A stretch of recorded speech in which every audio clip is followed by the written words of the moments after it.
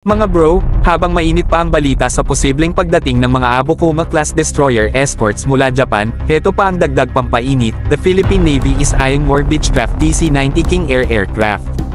Oo mga bro, mukhang hindi lang sa dagat ang lakas natin, kundi pati sa ere.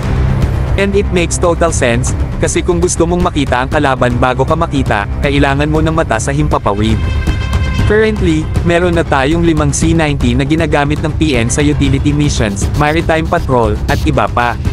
Pero kung dadagdagan pa ito ng mga TC-90 variants, ibig sabihin lang yan, palawak ng palawak ang ating maritime domain awareness.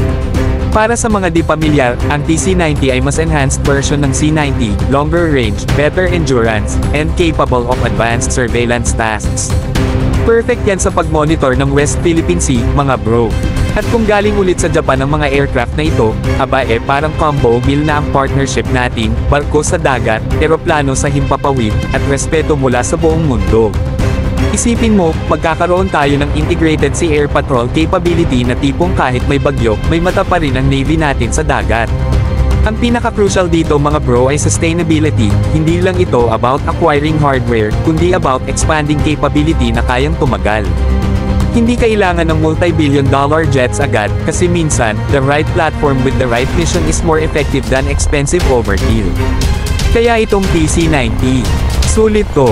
It also shows na ang Philippine Navy, hindi lang basta nagmo-modernize, nagiging mas matalino at mas strategic. They're choosing systems na compatible sa existing platforms, madaling i-maintain, at may low cost, high impact.